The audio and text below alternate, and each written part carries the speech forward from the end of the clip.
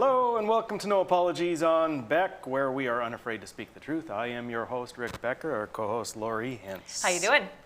I'm great. I know. You seem like you're all I'm ready to go. serious. I am. I'm kind of serious about this subject that we're going to start with today. So yeah, I'm gung-ho, if you will say. I'm gung-ho on this one. And it has to do with voter rolls and has to do with voting and election integrity. And we're going to talk integrity today. Yep.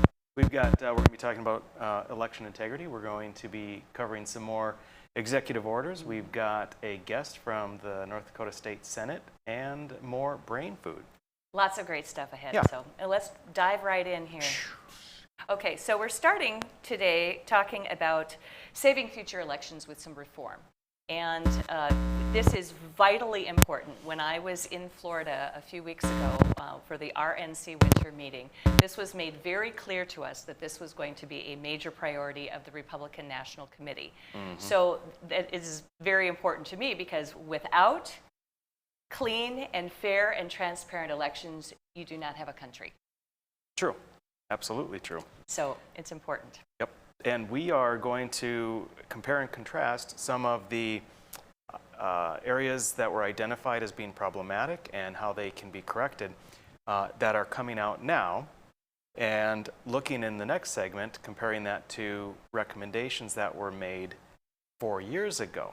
Mm-hmm. So it'll be interesting. But yeah, let's dive right in. We've got, let's pull up a graphic here from Town Hall. How we move forward on election integrity. And it says, in the end, faith in our government is at stake, which it is. Faith in our institutions rests on whether or not people believe that their vote counts. And as you indicated, it's critical. Yeah, without it, there is nothing. There's nothing else without an actual fair and trustworthy election. It's important that you feel like you have a say in what's going on. Finally, I have common sense legislation like the You Must Be Alive to Vote Act. This just cracked me up. I did this pull quote because it's just so common sense stuff. Seriously, you must be alive to vote? Yes. I suppose. Well, to me, it just seems so logical. All of the fixes for the issues of fraud and irregularities seem really basic to me. Yeah, well, they are. If you have nothing that you're trying to sort of wriggle around or hide, conceal, what have you, if you actually believe in transparent, completely fair elections, you should be able to get on board with this. And as we'll show, people who are not necessarily on board now used to be on board. Right. So some of the areas that were pointed out in this and other articles, one area that can be worked on is cleaning the voter rolls. Now for North Dakota, this partially applies, but partially doesn't. I think it does actually apply to North Dakota, and here's why. Okay. Because during the primary, I received a ballot at my home, and it was not for somebody who lived in my home. There were 2 ballots that actually came, and they came to my home, and the people who had lived in that home previously lived there 10 years ago.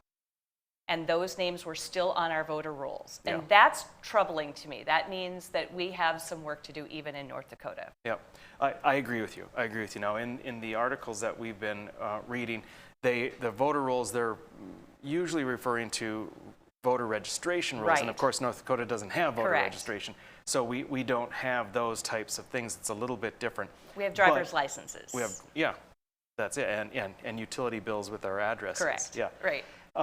But what you've indicated with regard to the North Dakota style voter roll rolls into secure voting by mail. Right. And that is a really troubling thing too. I'm going to tell you that when the election happened for my election with the North Dakota Republican Party, we did ballots, we did paper ballots, and some of the things on the paper ballots were a little confusing. When we did finally count the ballots, it was really interesting because you could see somebody's name written on the outside of the envelope. And to me, that seemed foolhardy because any old person I trust the post office, I do, but if there's any old person who has nefarious intent and knows me and says, oh, well, I don't know, I'm just going to toss that into, that made me a little concerned that you could see I just have an issue with people being able to see my signature on the outside of an envelope. I would like a secure envelope inside. I also didn't like the fact, Rick, that they had North Dakota Republican Party on the outside of the envelopes. I'm like, why would you do that? Why would you, give anybody an opportunity to do something with your ballot if it's by mail like that? So that's just, this is purely opinion here, but this is going by my experience with it. And what we tended to do is we would have a security envelope inside, which is smart, and that is the one where I felt we should have the signature to match on the outside, that should match your ID. If you will.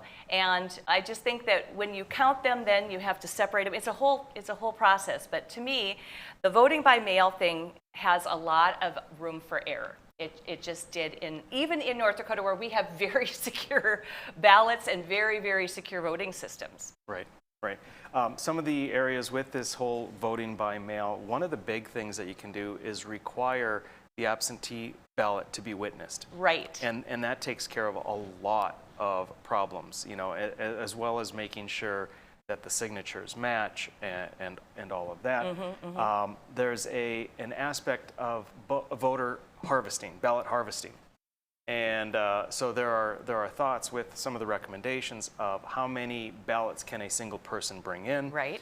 And because the idea is that they send out tons of pre-filled ballots, and then someone will be hired by a campaign, presumably, to go and make sure they go to all of the apartments or all of the houses or whatever and collect all the ballots, make sure they're filled in the way that they think is best, and then drop them off. So one of the ideas is don't let a person bring in more than 2 ballots. Now, if you have really strict guidelines for witnessed absentee voter ballots, well then that doesn't matter so much, because as long as the process is proper, correct, and can be verified, who cares if you're bringing in 20 ballots? Right. It's because of the weakness on the other end that you have to sort of shore up the security on the other end. Correct. And some states permit anyone to, return an absentee ballot too, which is weird, allowing ballot harvesting. And then some states allow ballots to be cured too. You've maybe heard this term before, when you cure ballots. And curing a ballot is kind of it's like fixing it. It's actually fixing an error on it, and that should be available at some point. But at the most base level, you have to start putting limits on things like that, because that's where you have issues with. I know that in this last election there were many cured ballots who, people got to fix them that shouldn't have gotten to fix them. There were ballots that, should have been okay the first time, and they got to cure them, and curing them changed their votes and things like that. There were just so many opportunities for fraud. There's another interesting area. Transparency in elections is another category. Now, under that, they have the idea that there shouldn't be private money going to county auditors, which they did in North Dakota through Zuckerberg Initiative. They donated millions, and interestingly, the way in which those monies were dispersed would indicate that there's a reason as far as a desired outcome for the election. That was very troubling, and when I learned that, I was a little concerned about that too. There is a bill, I don't know where it's at with the legislature right now, but there is a bill to prevent that, which I cannot believe that we don't have something already on the books. County auditors are taking private money. Right, that is an issue. Okay, moving on. Yes. Election officials unlawfully restrict access to counting centers, preventing poll watchers from verifying the accuracy of vote counting processes. So we saw this where they would put up the paper over the windows, and people couldn't even verify stuff, and that just seems like such a simple thing, but it was very easy, supposedly, for people to push other people out of the way, and those people who were supposed to be observing were just simply not allowed to do that. We do not have that in North Dakota that I'm aware. No, absolutely. There are several other things. We're going to have to zip through them because we're but there's a couple of things.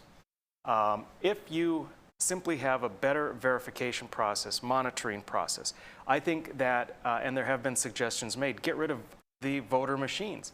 There are so many areas where that falls into problems because of a chain of custody, where you're like, okay, what happened from here to here to here to here? Exactly. One of the big things is, along with the voter machines, have a paper ballot. There should always be a paper ballot. You should always have a paper trail. Arguably, if you have a paper ballot, you don't need the voting machine, and you don't need the special counting locations where multiple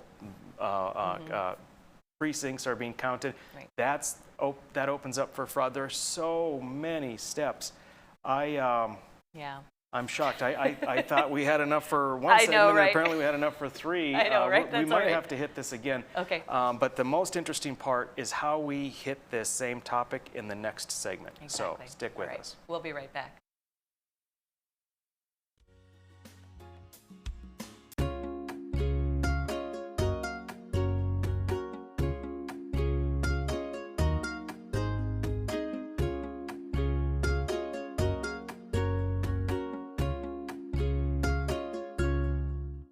Capital City Restaurant Supply is your one-stop shop for quality restaurant products for the large to small kitchens. Commercial-grade restaurant and bar supplies, limb game processing equipment, refrigeration, dinnerware, and smallware. We sell everything including the kitchen sink from trusted manufacturers for the chef and all of us. Open to the public since 1971, we are veteran-owned and North Dakota proud.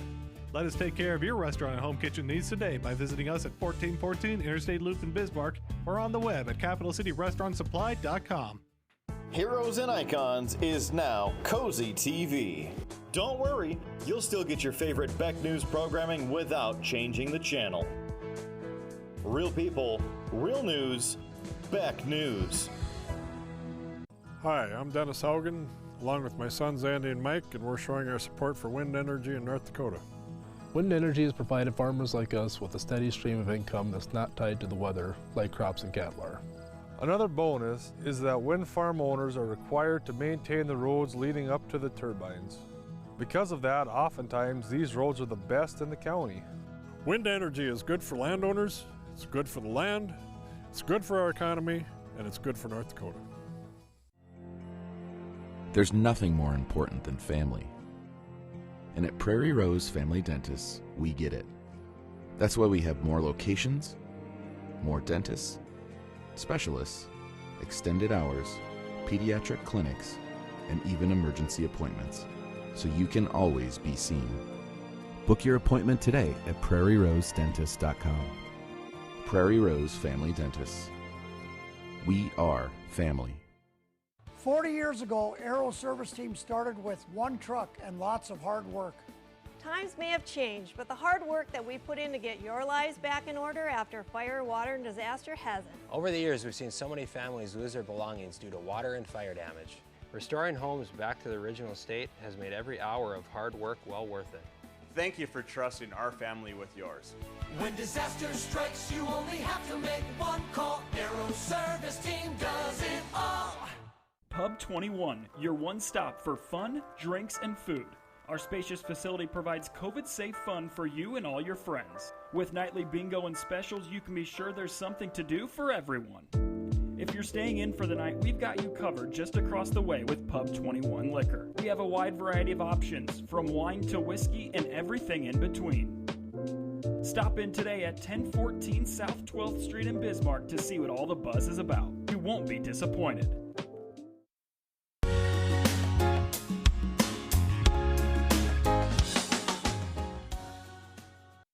Welcome back to No Apologies on Beck. We are talking about election security and integrity.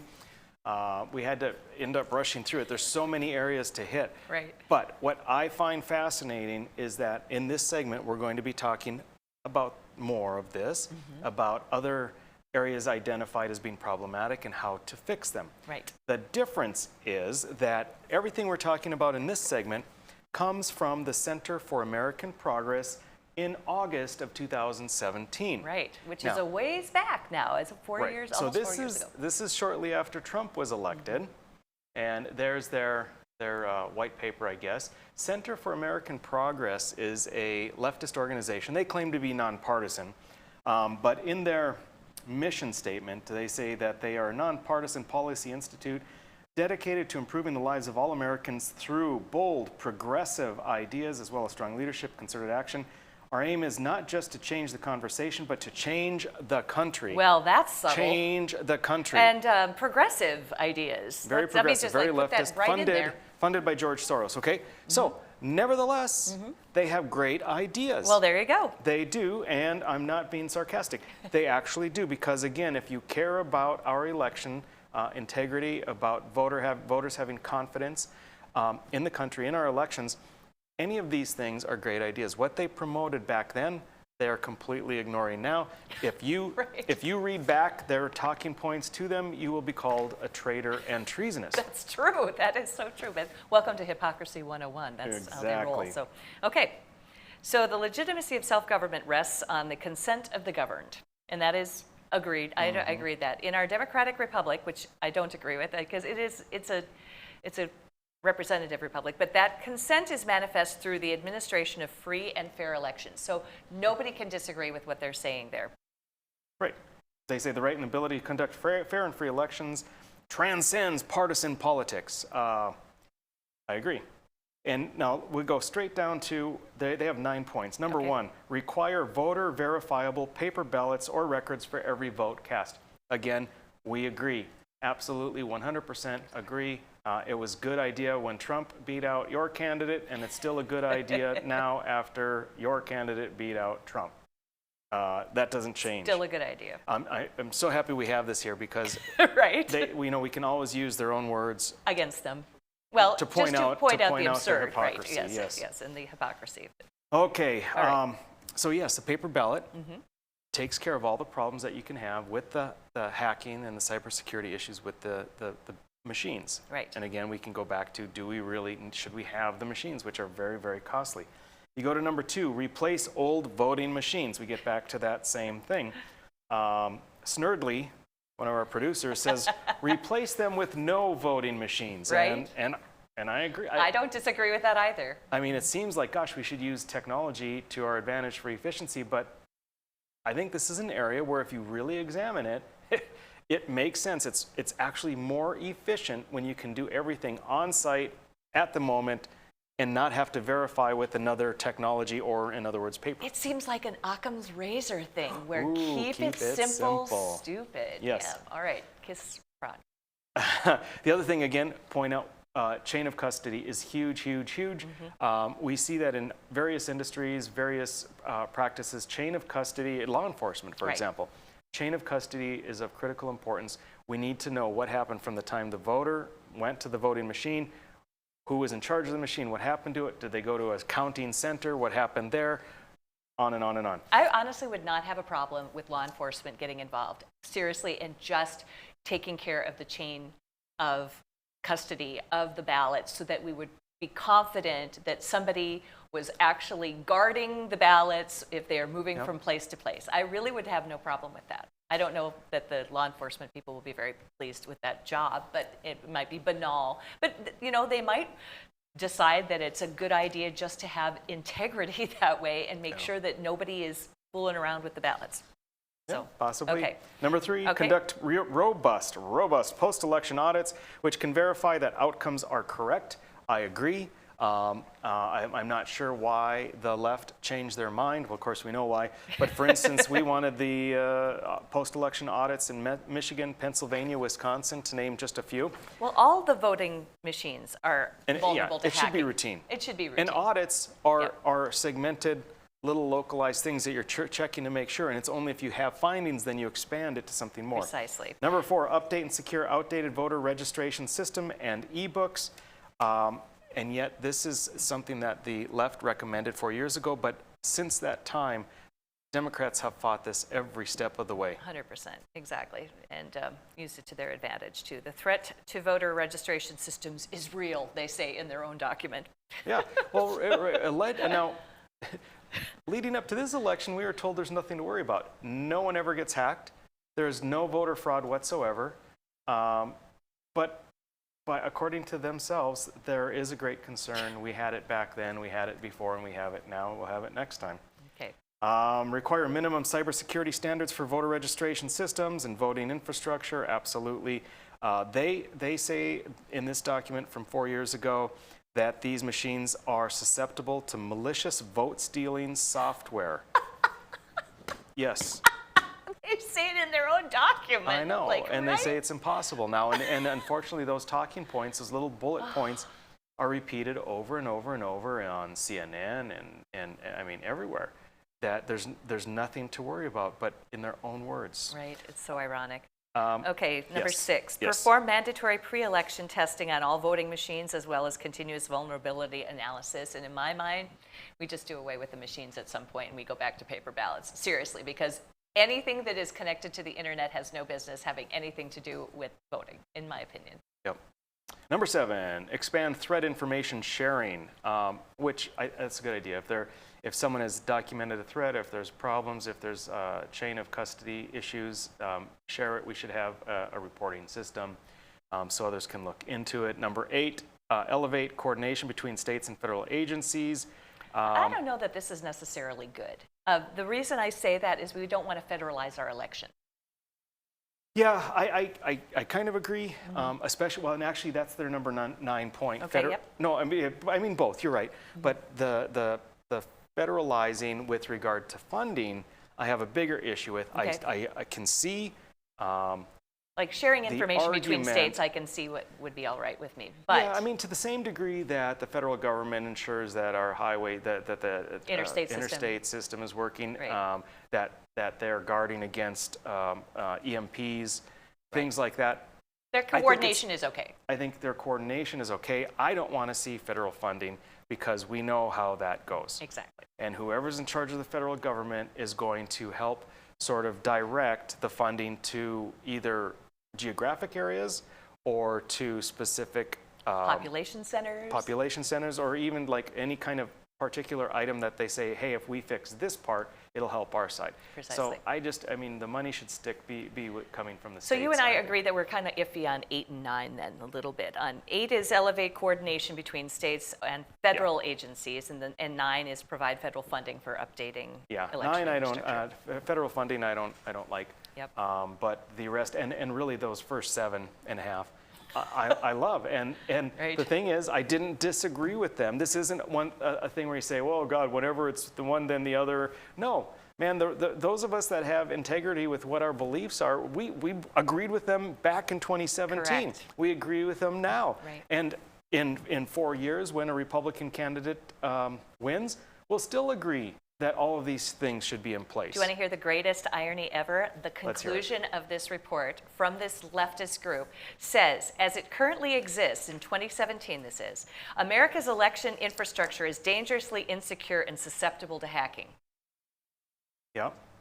They literally said that. The future of our democracy, again, they're wrong about that we don't live in a democracy, but the future of our democracy depends on immediate action by government officials and election administrators at all levels to update and safeguard America's election systems and processes. The irony. Where have you been for the last 4 months? Right. I mean, come on. 4 just years. a smidge, Yeah, just right. a smidge of integrity. Nobody said anything Please, about that. Mr. All right. Soros. When we come back, we will introduce you to another legislator. We have a senator in the House. We'll talk to him next.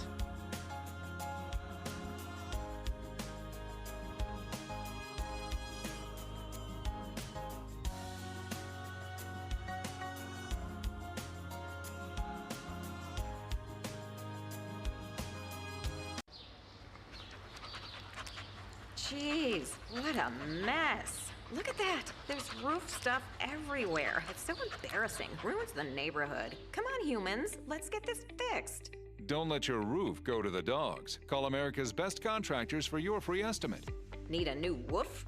After checking with the rest, go with the best. America's Best Contractors. 258-2412. Online at americasbestcontractorsincorporated.com. In southwestern and south central North Dakota, on any given day at any given moment, a Dakota Community Bank and Trust customer is logging in or signing on to do their online or mobile banking. We believe that community banking can blend both the past with down-home customer service in-house and the future with modern banking conveniences and technology for our customers anywhere, like here or here, all while honoring our long-standing tradition of community-first oriented banking here at Dakota Community Bank and Trust. Everybody needs an off-season, but our announcers have a tough time slowing down. Hey, do you mind if I practice a little bit? Right, I'm really big man. Johnson holds, shoots, he scores! Incredible! For the second time today, Brent has jammed the printer. Lowry's third caramel roll of the day. That's a bold move. And he drains one. Blind squirrel finds a nut. And back to normal.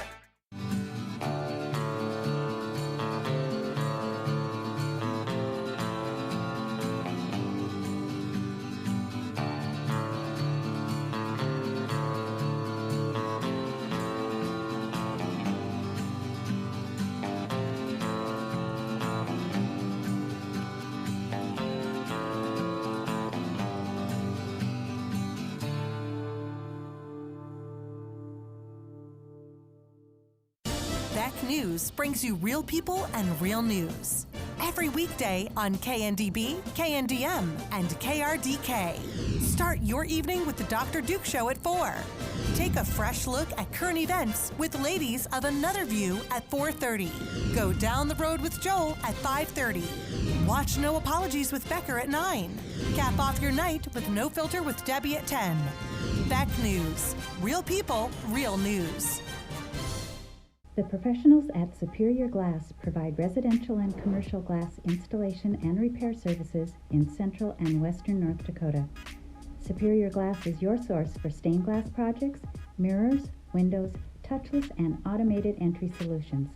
Stop by and see us at 3323 East Broadway in Bismarck or call us at 701-258-5600. Superior Glass, where you get superior service for less. Bye for now.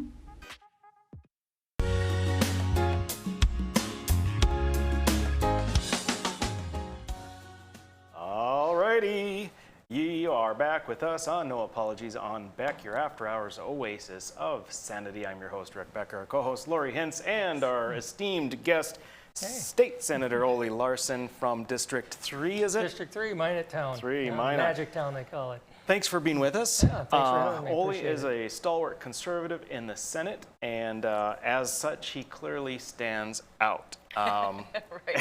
Are you a little lonely? Well, I've been called the lone wolf once in a while, and some other things once in a while, but that's okay. I just like standing for those values. So. Yeah, you certainly are not afraid to stand alone or to speak out. I think you have a reputation for that, and I think that's admirable. We should never be afraid to say what we believe. Yeah, I had an old representative one time. We were sitting around, and I was brand new, and he said, "Whatever you do, say what you're supposed to say. People put you in that chair to say something." So I'm not normally a talkative guy, but when he said that made a lot of sense to me. I thought, you know what, you're there to speak of what the people want to say. You bet. So yes, you have been tireless in trying to do what you can to keep tax burdens down, keep spending down, to keep government limited. And absolutely, that's my main goal, and I try to carry that home. I always say, I am not for raising taxes, and I'm not for growing government. And there is such an ease and a want for people to have that creep. Yeah. Everybody wants their idea to have this little project or this little growth, and once in a while when this little tax comes, and I used to hear, oh, it's only $1 million, oh, it's only $500,000, and pretty soon that's really some money. Yeah, right. Absolutely. All right, so in line with that, you have a bill that you would like to talk a little bit about, Senate Bill 2325. Yeah, so it's a good bill, and we talk about how our greatest resource is oil and the soil and energy and that kind of deal. And to me, I think that our real only true resource is the human mind. It's the kids. It's those people we're nurturing to grow those minds, to educate them, and then they need their idea and let them run with it. Mm-hmm. So this bill was the bill. It was the North Dakota Scholarship Bill. And everybody qualifies for it. It's $6,500, and you got a few hoops to jump through. And what happens is that when you decide to go be a bricklayer, or you decide to be a rocket mechanic or a marine mechanic, and you have to leave the state, there's a huge hook that grabs you back and says, you cannot use that money unless you do it in state. So Okay. then it's a huge fence building protectionism for our higher ed system, from what I believe. That's how I take it, that they won't allow you to go somewhere else. And then interestingly enough, we have a bill tomorrow that's going to let the dentist go out of state and the veterinarian go out of state. And we're going to give them $80,000, or we're going to give them a huge amount of money. Yeah, and then they don't even have to come back to North Dakota. Oh. So it's a hypocrisy that I'm against. Well, it's a brain drain too. You're taking all of that intelligence and taking it elsewhere. We kind of want to keep it in the state. I understand that. You want I to understand part of that. And then there's the argument of, that's our money, we're going to give it to a North Dakota kid, he's staying in state, and we don't want to give it. If you take a kid that leaves North Dakota, do you want them to leave on a bad note when they're not educated? They need that education. So Right. that was Well, one of you- my things. I'm a You may or may CTA not guy. agree with me on this part. First, I completely agree with you on the hypocrisy, because when you are advocating for programs like this, it's another form of picking winners and losers. Right. Like, oh, let's give this break for this particular career path, or this one, or that one. But I'll go back a step. You said, it's our money and we're going to give it. No, legislators, it's not your money. Right. It's the taxpayers' money that money. you forced them to give to you. Yeah. So now you can show your largesse and your benevolence and give it to specific careers. I would say that when we do these types of scholarships from the state, Right. it's completely wrong, because it is a form of subsidy. What you Correct. do is you're subsidizing the cost of education, which allows the higher ed institutions to raise tuition Right. and raise their overall costs, and the kids, it's basic economics. If you don't feel that cost, because now everyone's got $6,500 scholarships, boom, you can increase that. And we've been seeing that. I'm 100% against all of this for those reasons, but in addition, this whole idea of picking winners and losers and whatever the career du jour is, I think it's the wrong way to go. I'm surprised, though. I'm very surprised at all this. So once in a while, I take the sword on some of these, and one of the reasons why is because I am very passionate about career and technical, and I grew up absolutely dirt poor, and the money that North Dakota gave me at the time when I went to UND allowed me to buy tools for my trade, and that's. I don't know if I can embrace I'm going to a 4-year program because I want to do basket weaving. But as a trade, as what I need and tools to get, that's where it helped me out. But, then there's other issues there as well, as big spending and, those kind of things. Another big one that's coming is Medicaid expansion, and that is a big dinosaur that is going to be hard to slay. Medicaid expansion, we are, I don't even know, one of the only states that had a Republican majority legislature in both houses and a Republican governor to incorporate the Medicaid expansion. In my opinion, in the opinion of a lot of people that have examined it, the true purpose behind Medicaid expansion was to try and somehow keep Obamacare afloat. It took the pressure off of Obamacare. Exactly. Because anyone up to 184%, is that right? It's of poverty. 138% of poverty federally. Oh, that's right. There's the whole But North 184. Dakota- You qualify for Obamacare, 130 something. Yeah. North Dakota is way over that on certain people. Okay. Yeah, and it is horrible. It is a horrible drain. And I have to say, that's my mistake, because I was on Human Services and I drank the Kool-Aid, and I was one of the guys. No, were you? I was one of the guys that said, okay, let's try it. But we were able to put a sunset on it, which was another mistake. We should have just killed it. And I got into politics exactly to come and kill Obamacare. And when I found out, I think it was last summer or whatever, talking to the hotel or hospital associations, they only get 15% of the money that goes out to Medicaid expansion. So we're paying $900 a policy to a private individual or a private company to take care of that. Right. And I hope we can kill it and be done with it. But my thought is, from the Senate, it ain't happening. I don't even think so it's going to happen. my no in the vote House. too late. Yeah. Well, hey, at least you can admit a mistake. Right? Yeah. Oh, I'm always ready to say I done bad. Right. So yeah, it's kind of this weird thing, because once it's instituted, if you try and rectify Absolutely. it, now it becomes you're taking something away from someone who needs it. Absolutely. The problem is it should never have been brought out in the first place. I think what North Dakota should do on that Medicaid expansion, if I had the power, kill the bill, kill it, get rid of it, and then take that $900 of premium that we're spending per individual, maybe cut that in half and boost up the Medicaid.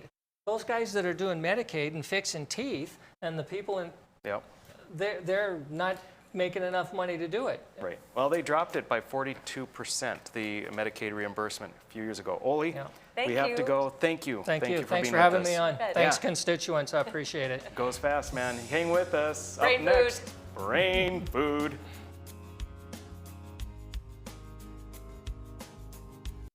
Howdy, folks. It's the County Cafe. I reckon it's time you'll do for a hearty meal. So saddle up for the day with one of our hay-bossing breakfast homemade soups. Fill your grill at a salad bar. Sink your teeth into our famous County Line burger and barbecue ribs.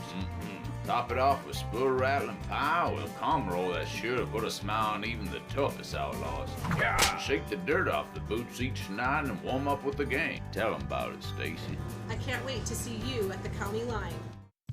Since opening in Hebron in 1940, Dakota Community Bank and Trust has been your hometown bank. Our mission has been to provide modern banking convenience with old-fashioned hometown service. We've grown with the communities we serve through year-round events, countless sponsorships, and nearly 7,000 hours of volunteering each year. Learn more about our 80-year history at dakotacommunitybank.com. Capital City Restaurant Supply is your one-stop shop for quality restaurant products for the large to small kitchens. Commercial-grade restaurant and bar supplies, limb game processing equipment, refrigeration, dinnerware, and smallware.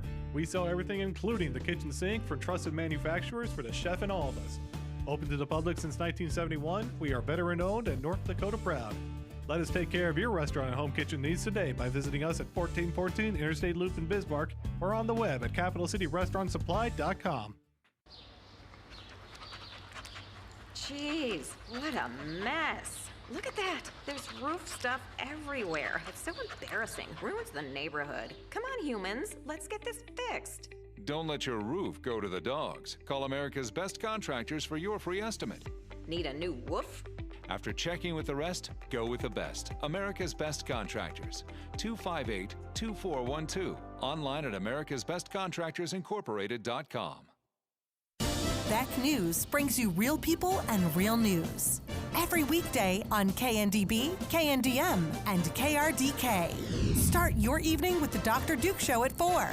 Take a fresh look at current events with Ladies of Another View at 4:30. Go down the road with Joel at 5:30. Watch No Apologies with Becker at 9.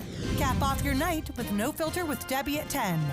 Beck News. Real people, real news.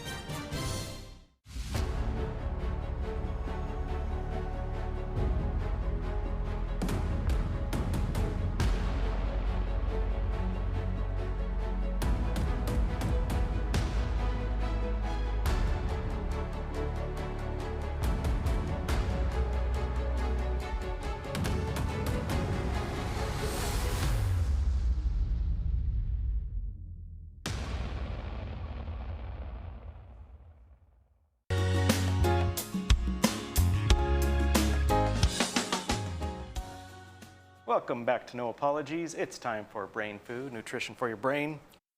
Nom nom for your noggin. Don't get me started on the alliteration. I know, right? He goes crazy with I was the laying in bed alliterations. thinking about it last night. Uh-oh, I got too much many thinking words. involved. Okay, so we are going to start with a word today called proclivity. That is my word today, proclivity. I've used this word before. I have a proclivity for using the word proclivity sometimes. And an inclination or predisposition towards something, it is a noun, especially a strong inherent inclination towards something objectionable. Can be a proclivity. So synonyms: affection, affinity, aptitude, bent, bias, devices. Disposition is a good word for proclivity. Genius, habitude, How's that? Impulse, inclination, leaning, partiality, and predilection. I haven't used that one for a while, but predilection is the same as proclivity. And a sentence, if you used it in a sentence, would be a kicker has shown a proclivity for making long-range field goals in his career. Proclivity. Interesting. We should have to use that in our sentences more often, probably. All right, next. Lori, I have a question for you. Uh-oh. It could be a gotcha question. Uh-oh. Are you ready? Okay. True or false? Okay. A spider is a venomous insect. True or false? It is an arachnid, so it's not necessarily... Come on. Well, was that a trick question? Yes. You were trying to... You're supposed to say yes. So, okay. no. Fine. Okay, so it is not an insect. A spider is not an insect. Did you pull up my picture so people know what a spider is? There it is. It's a spider. So the thing is that it has 8 legs, 4 pairs of legs, which insects have 6 legs. Arachnids have 8. So I didn't get you because I was, people think of bugs, which would be essentially spiders and insects. Or, millipedes, centipedes, whatever. But it's a bunch of things. But insects specifically have 6 legs, spiders 8, and they have 2 body parts. There's, yes. Okay. What, the head and the body? There's the abdomen. Abdomen. And the cephalothorax. Okay. So cephalo meaning head. Okay. Thorax. So you got this part, and then you got this part. Right. Okay. That's it. That's all I got. Spiders, arachnids. Well, thanks for trying to get me on arachnid there. I was ready for you. I know about arachnids. I'm not afraid of spiders, but I don't necessarily like them when they get to a certain size. If they're small, I have no problem with them, and I'm not the type of person to burn, the house down if there's a tiny little daddy long legs in the house. I'll just get rid of them. Okay, Gotcha. So my next word is propitious. And propitious is spelled Propitious. It is favorably disposed. Sometimes you can use this adjective and mean benevolent, being a good omen. Auspicious is another word. Propitious sign. Tending to favor, advantageous. Propitious can be advantageous. So bright, encouraging, fair, golden, heartening, hopeful, likely, optimistic. I've been accused of being far too optimistic. And also promising, rose-colored, rosy, upbeat. I've been accused of being too upbeat sometimes too, but upbeat and optimistic, so propitious is a good word. Propitious occasion. Occasion. Absolutely. All right, next. I'm a little concerned about this one because I just read It's an the arachnid. word. It's an arachnid. And you know about scorpions. Right. Do you know about book scorpions? I do not know about book scorpions. Okay, pull up my little pick. All right, that's a book scorpion. It's actually a pseudoscorpion. Okay, so I was trying. As opposed to a regular scorpion, it's a pseudoscorpion? Yeah, it's an arachnid, so it's related, but it's not a true scorpion. I have never seen this one before. Yeah, they're only like a 1/10 of an inch big. Now, I was looking to see your typical scorpions. Are there any in the Dakotas? Well, there aren't, at least not unless someone brings them here. Right. There are some that come up as far as Nebraska, but basically there's all sorts of kinds down in Arizona and all that. Scorpions. Except there's pseudoscorpion, occur in North Dakota, occur through all the United States, even Ontario. And they like to hang out in like dusty clothes because they eat on the mothball larva thingies. Oh, interesting. And in dusty old books. And we would call them dust mites, would we not? They eat that. That's why they hang out in the mites? dust. They eat dust mites. Okay. So they're bigger than dust mites. They're a full 1/10 of an inch, maybe even a little more than that. I would love to find one. in North Dakota. We do, apparently. I've never seen one, but I'd like to find one. So any viewers, if you have seen one or get a picture or just want to bring one in. That'd be a great opportunity for somebody to, just like bring it in for show and tell. That'd be awesome. Yeah. That'd be great. You can come in and be an entomologist. Yeah. Pseudoscorpion. I've never ever heard of such a thing, but it's kind of creepy looking if you look at it close. Can you put that back up again?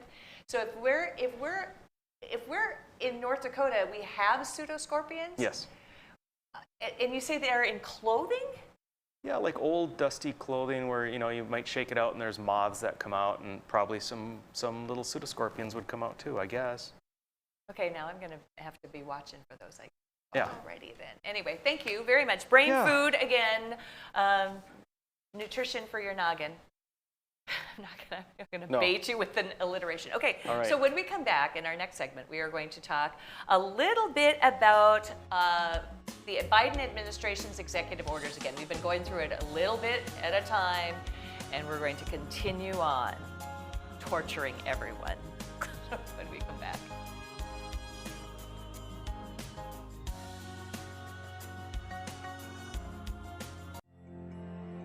There's nothing more important than family. And at Prairie Rose Family Dentists, we get it.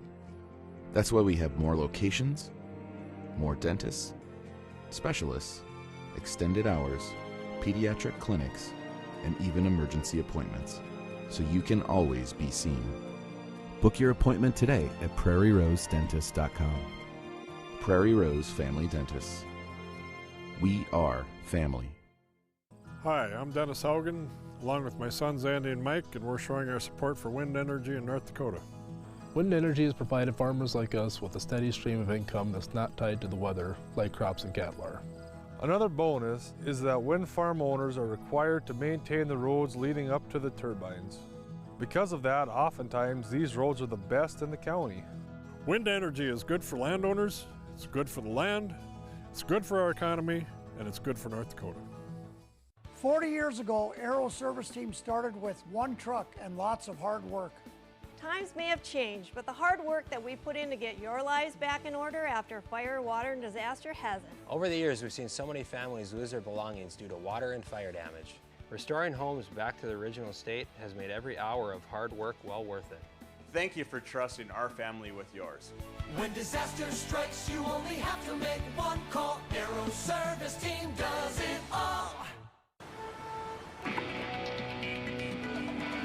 Rush hour traffic in North Dakota, it's almost unheard of, Noah. I'm speechless. It's something you just don't see around here, especially at this hour of the day. Brian, can you say anything from your perspective? Guys, I can. All this traffic is because some doofus drove off the road. Doofus? Well, let's hope you can help him out of there. No. We'll be right back after this commercial break. All right, great job. Yeah, that went very well. The professionals at Superior Glass provide residential and commercial glass installation and repair services in central and western North Dakota. Superior Glass is your source for stained glass projects, mirrors, windows, touchless and automated entry solutions. Stop by and see us at 3323 East Broadway in Bismarck or call us at 701-258-5600. Superior Glass, where you get superior service for less. Bye for now. Now is the best time to plan for your 2021 farm equipment needs. North Dakota-based Summers Manufacturing is currently offering early order savings. Take advantage of big savings on North America's broadest tillage line, including the Super Kohler Samurai and the innovative VRT Renegade, as well as the best built, best backed land rollers in the industry. Talk to your Summers dealer today or go to summersmfg.com to learn more about early order savings available on all Summers equipment.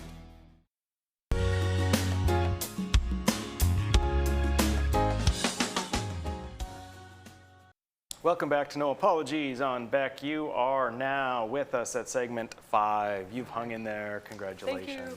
All right, so we're going to finish up tonight with a little bit again on the EOs, the executive orders that have been put forth by the Biden administration at large amounts at a short amount of time. Yeah, and they are sweeping, big ones. We talked a few shows ago about how he's going crazy with executive orders, but it's kind of hard. I'm cutting him I'm not cutting him slack, but I'm cutting slack to the idea that you can base everything on the number of executive orders. Sometimes they're very minuscule, just sort of house cleaning things. His are sweeping. Huge. As much as Obama is known for his quote regarding the transformation of America, I mean, Biden is doing it, man. He is and he's the same enacting guy it. who said, though, you don't want to do that with executive orders. That would be dictator. I'm like, that's exactly what he's doing. Right. Here. So all right. the first one we're going to talk about, it's an executive order on protecting public health and the environment and restoring science to tackle the climate crisis. Just the whole premise of restoring science, what exactly does that mean? Oh, my what Lord. exactly does that even mean? Our nation has an abiding commitment to empower, buzzword, our workers and communities, promote and protect our public health and the environment, And conserve our national treasures and monuments, places that secure our national memory. That just kills me. National memory. Right? Where the federal government has failed to meet that commitment in the past, it must advance environmental justice. And again, those two words do not go together in my mind. It makes no sense. And the fact that they're talking about monuments is so ironic because the people who were destroying the monuments were kind of his people. Right. So I don't even know from where that comes. There's so many things just in that one sentence. Environmental justice, what does it mean? And of course, and what does it not only mean as far as the definition, what does it mean to the people of the United States going forward? And then you brought out the aspect of a national memory, I think you said. Right. I mean, talk about the loss of the individual. Precisely. It's astounding. Okay, here's another quote from the same one. To hold polluters accountable. Is this a different one now? Nope. Oh, this is the same one. Okay, Yeah. I'm sorry. It's super confusing. Yeah, they're going back to again bringing race into it. You can't identify any issue without somehow bringing race in for these people. To hold polluters accountable, including those who disproportionately harm communities of color and low-income communities. And then it's throughout all the executive orders, but it's many times in this executive order pandering to the unions because they know they lost a lot of union members to Trump and they're trying to get them back, and they are so obvious and so ham-fisted in their method. It says here to prioritize both environmental justice and the creation of the well-paying union jobs necessary to deliver on these goals. I mean, it's just slapping you in the face how ridiculously pandering these people are. Yes, and justice, requires you to pander to your constituents in your various that's groups. the justice. That's the justice. That's right. That's the justice of it too. But should the agency also consider the views of the representatives of those businesses of being destroyed by all of his policies? I mean, seriously. There's a part in here that I think needs to be pointed out here. The heads of all agencies shall immediately review all existing regulations, orders, guidance, documents, policies, and any other similar agency actions promulgated, issued, or adopted. Okay, so far that sounds okay. I'd be in favor of that. Between January 20th, 2017 and January 20th, 2021. Well, that's pretty specific. So they're not looking to be efficient. They're not looking to get rid of unnecessary and duplicative regulations. They just want to undo anything bad man did. Retribution. Basically just undoing anything that has helped the country. They have no scruples. They have no principles. No, it's all true. They're overtly pandering idiots. It's crazy. And who knows how well it'll work. I don't know. They also are putting a moratorium on drilling in Alaska and in ANWR. Yep. That's going to hurt the economy dramatically. Other revocations, 13766 or 13766, expediting environmental reviews and approvals for high priority infrastructure projects. All of these individual items, Waters of the United States ruled, which is interesting because we were really very interested in the Waters of the United States rule here in North Dakota. Yeah, we had a successful lawsuit with regard to that. But promoting energy infrastructure and economic growth, accelerating the nation's economic recovery from the COVID-19 emergency by expediting infrastructure investments and other activities. They are just going to do away with absolutely everything that has helped our country. Yeah. And in one fell swoop with this one executive order. Yep. And then, of course, along with that goes that XL pipeline again. Right, the Keystone. Yep. Right. It's something that's going to increase oil, 11,000 jobs. They said 8,000 union jobs, I read today. And so I'm thinking that the unions are not going to be super, super happy with some of these executive orders. Oh, no. But didn't you read? I know, but they were pandering to them. They love the unions. They love the unions. They love the unions. They love the unions. You can say it all you want, but their jobs being lost will speak a little different story. Yeah. Well, it's the same. They love minority communities, even though what they're doing is damaging minority communities and perpetuating the dependency of the minority communities on the federal government. Precisely. But yet they love the minority But they're pandering. communities. They're still pandering. That's all true. All right, let's move on to the next one. This is Executive Order on Preventing and Combating Discrimination on the basis of gender, identity, or sexual orientation. Adults should be able to earn a living and pursue a vocation knowing that they will not be fired, demoted, or mistreated because of whom they go home to. See, this is the problem I have with this sentence. To whom they go home would be the correct vernacular in this one and the correct way to say the sentence. And like, I don't know if they have a fourth grader writing these EOs, but or because of how they dress does not conform to sex-based stereotypes. All persons should receive equal treatment under the law, no matter their gender identity or sexual orientation.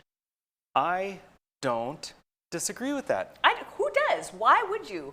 I don't care how people dress. No, this is not what they're talking about. No. They're giving us a Signaling. straw man, or they should be able to earn a living and pursue a vocation, knowing they won't be fired or mistreated because of to whom they go home.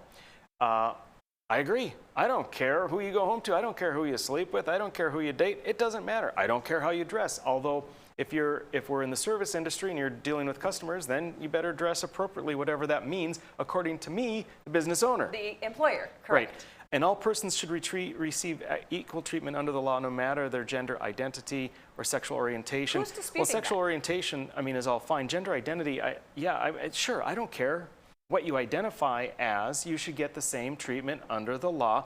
But what they're saying is you should have special treatment under the law. That's what they are demanding. They are demanding that this group and all the other groups that they identify as a special class not get equal treatment. No, get extra treatment. They get special treatment.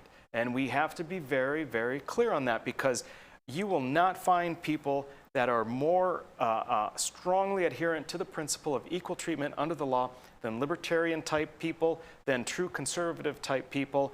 We are there all the way. And to indicate that what they are saying is the same thing, it's the opposite.